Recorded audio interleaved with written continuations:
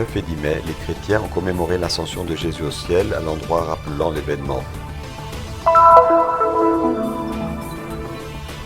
Une cérémonie tenue seulement dans la basilique du Saint-Sépulcre rappelle la découverte de la croix du Christ au IVe siècle et l'œuvre de sainte Hélène en Terre Sainte. Les 5 et 6 mai, l'Église orthodoxe célèbre la fête de Saint Georges, le martyr le plus important pour eux, une commémoration qui comprend des expériences spirituelles et des rituels religieux. La communauté catholique Shalom, en collaboration avec le diocèse grec-catholique melkite de Haïfa, a inauguré un centre d'évangélisation dédié aux jeunes. Les enfants de l'école Terra Santa de Jérusalem se souviennent, dans l'événement organisé par Assis Fortis, du défenseur italien décédé prématurément à cause d'un malaise il y a 2 mois.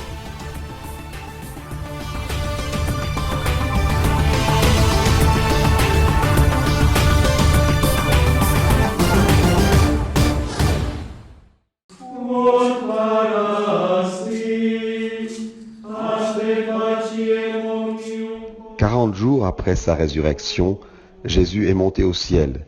Cet événement, selon la tradition, s'est passé ici, au mont des Oliviers. Actuellement, l'endroit appartient aux musulmans, mais à cette occasion, ses portes s'ouvrent pour que les catholiques puissent se souvenir et célébrer l'ascension du Seigneur. 2 jours de fête sous le signe de la communion fraternelle et de la spiritualité. Nous sommes très heureux d'être ici le jour de l'Ascension. Vous ne pouvez pas le décrire avec des mots, mais d'ici, Jésus est monté au ciel. C'est incroyable de pouvoir prier dans cet endroit indescriptible. C'est une opportunité d'être ici en Terre Sainte en tant que catholique. C'est un rêve devenu réalité, marcher sur les pas mêmes de Jésus-Christ. Les prières des franciscains ont commencé la veille de la solennité. Parmi les moments les plus importants, la liturgie des heures dirigée par le vicaire de la custodie, frère Dobromir Jatsal.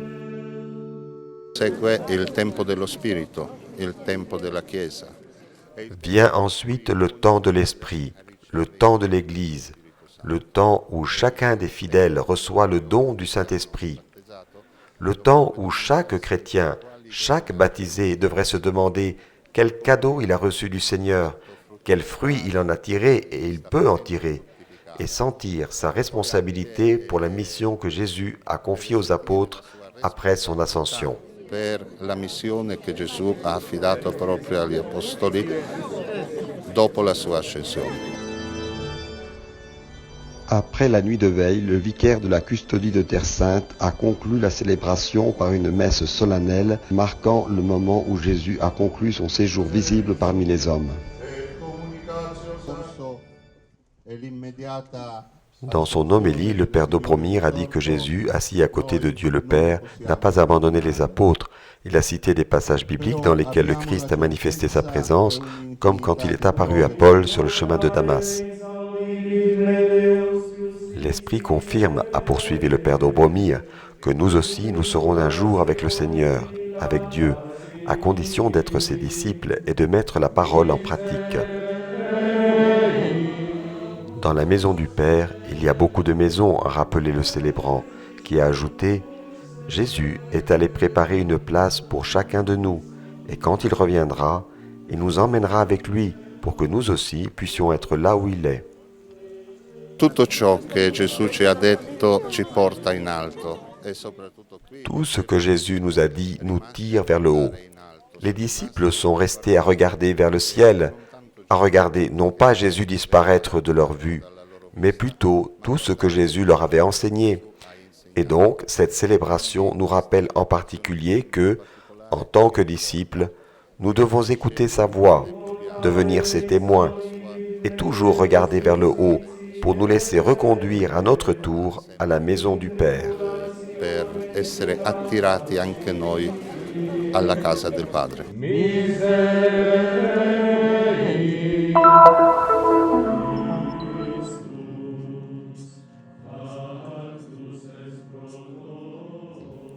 Sur la tête, la couronne, dans les bras, la Sainte Croix. Sainte Hélène, mère de l'empereur Constantin, femme qui a accueilli la foi en Jésus et véritable pionnière de son temps, s'est donné une tâche importante, protéger les lieux saints liés à la vie du Christ et redonner aux chrétiens les lieux de culte. Sainte Hélène, qui était chrétienne, a donné un grand élan à la mise en valeur des lieux saints, en commençant par la Terre Sainte. Au IVe siècle, lorsque le christianisme fut la religion officielle de l'Empire romain, Sainte Hélène et son entourage vinrent en Terre Sainte où ils se consacrèrent à la construction de la basilique de la Nativité à Bethléem, de l'église d'Éléona, aujourd'hui Paternoster, sur le mont des Oliviers, et le Saint-Sépulcre. Ce dernier a été construit après la destruction des édifices païens érigés sur le calvaire et après la découverte de la tombe du Christ. Selon l'une des histoires, la croix authentique du Christ a été identifiée quand un jeune homme mort est revenu à la vie après avoir été placé sur cette même croix. Ce n'est qu'un des témoignages sur l'action de Sainte Hélène, surprenante même pour les femmes d'aujourd'hui.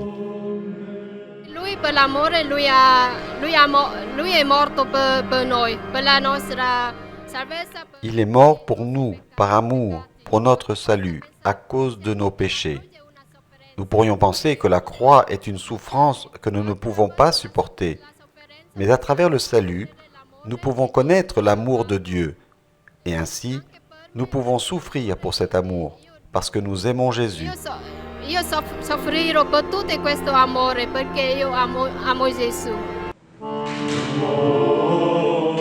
Pour commémorer cet événement, nous célébrons la découverte de la Sainte Croix dans la chapelle de Sainte-Hélène à l'intérieur de la basilique du Saint-Sépulcre, une cérémonie tenue ici seulement le 7 mai.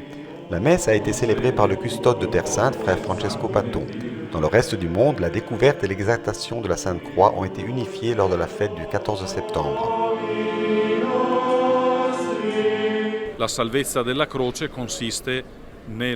Nous savons que le salut de la croix consiste à nous introduire dans la vie en Christ. Jésus donne sa vie par amour pour nous, afin que nous puissions prendre part à sa vie. Ainsi, quiconque trouve la croix trouve la vie. Après la célébration, les fidèles vont en procession avec la relique de la Sainte Croix autour du sanctuaire du Saint-Sépulcre. À la fin, ils reçoivent la bénédiction et peuvent s'approcher de la relique. Un moment pour toucher et se plonger dans le mystère de notre salut.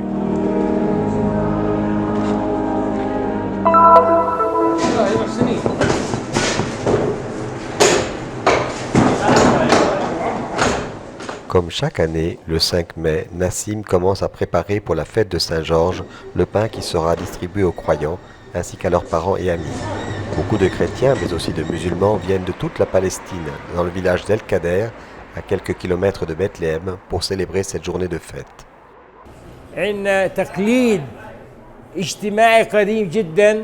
Nous avons une très vieille tradition.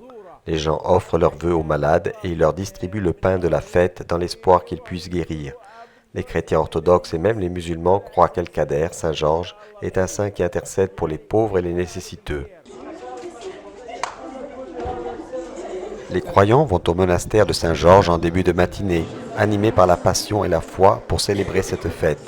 Ce qui est surprenant est que certains fidèles participent aux célébrations après avoir parcouru de longues distances pieds nus. Nous nous souvenons de Saint Georges parce que c'est un grand saint, comparable aux apôtres, et qu'il a beaucoup souffert. Nous l'aimons beaucoup et nous venons toujours de loin marchant pieds nus sur plus de 8 kilomètres.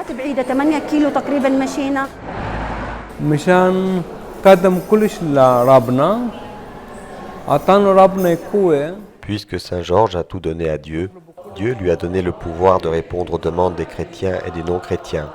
Les croyants musulmans et autres croyants ont pris part à cette fête. Ils ont fait leurs demandes. Ce saint est très respecté, comme en témoigne le fait que beaucoup portent son nom.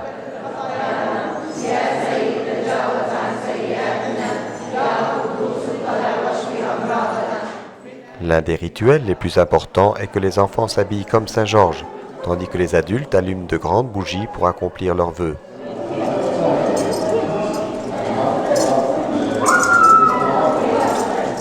Saint Georges demeure l'un des martyrs les plus importants de l'histoire de l'Église orthodoxe et un exemple pour quiconque a la foi en Christ.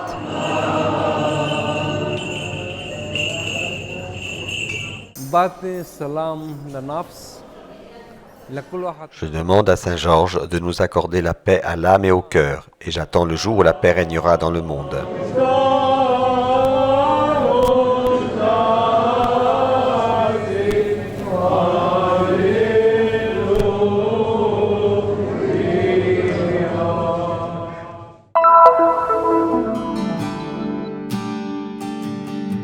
La ville de Haïfa, dans le nord d'Israël, compte environ 280 000 habitants selon le Bureau central des statistiques. Environ 5% d'entre eux sont chrétiens. L'Église, bien que petite, offre son témoignage à travers des œuvres concrètes comme les hôpitaux et les écoles, mais aussi à travers la vie de chacun de ses fidèles. Un nouveau centre d'évangélisation a été inauguré afin de renforcer le soutien et la vie spirituelle de ces chrétiens. Nous, de la communauté de Shalom, avons toujours cherché un endroit pour rassembler les gens, une place disponible pour tous ceux qui veulent avoir une expérience de rencontre avec le Seigneur. Dans cette maison, nous aurons des réunions de formation ou des groupes de prière. Nous avons des bureaux, une chapelle et d'autres lieux qui favorisent cette rencontre avec Dieu. Dans la zone où nous avons ouvert le centre d'évangélisation, sont concentrés beaucoup de jeunes et c'est à eux que nous aimerions dédier cet endroit. Les jeunes, âgés de 15 à 29 ans, représentent environ 20% de la population de la ville, importante pour son développement économique et pour la présence d'universités et de centres d'études modernes. Je participe à leur groupe sur la vocation. Je suis ce chemin parce que je désire que le Seigneur purifie mon cœur et change ma vie. Je veux être une personne comme Jésus. Je me sens bien dans cette communauté et je veux faire la volonté du Christ dans ma vie.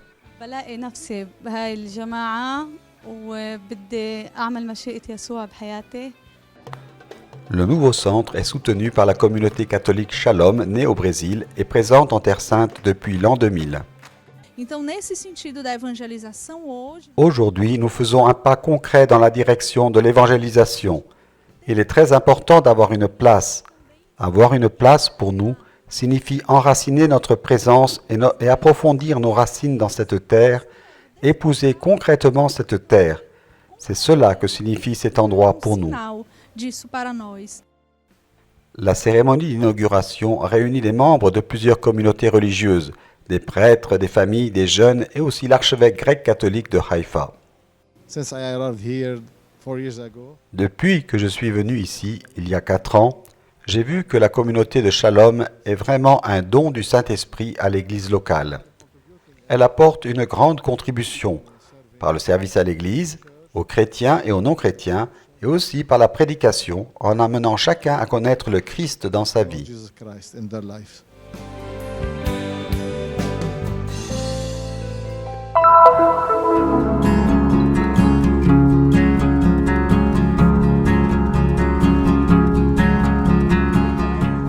Quelques jours avant le début du Tour d'Italie, Jérusalem continue d'être une ville symbolique pour les sports internationaux.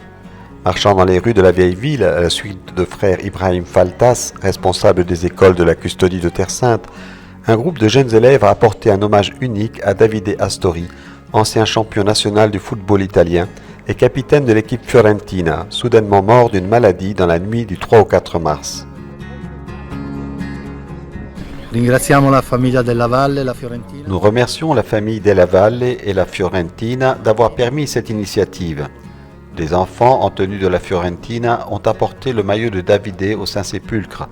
Il a été béni par le Père Ibrahim en donnant les motivations et nous nous sommes souvenus ainsi de ce grand homme dans cet endroit si particulier.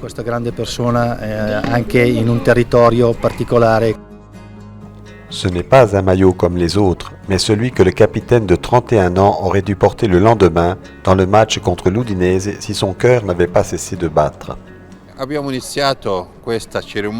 Nous avons commencé cette cérémonie au Saint-Sépulcre en priant spécialement pour sa femme, sa fille et ses parents qui ont perdu une personne vraiment géniale, une personne aimante, un être cher.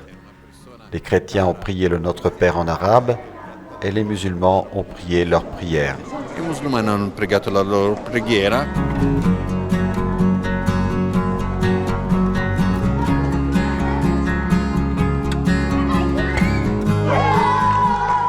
Utiliser le sport comme une occasion de rencontre et de fraternité et comme un instrument pour surmonter les différences ethniques ou religieuses, c'est l'objectif principal d'Assist for Peace, qui a organisé l'événement et qui avait déjà inauguré en 2016 un terrain de sport dans le quartier arménien de la vieille ville, ouvert à tous les enfants de Jérusalem. Le souvenir d'Astori ne pouvait que se terminer par un match de football qui a vu les enfants de l'école, avec les maillots de la Fiorentina, et ceux de Roma Sport Jérusalem et descendre à l'école Terra Santa. Les violets, les jaunes et rouges, deux des équipes dans lesquelles le capitaine avait joué.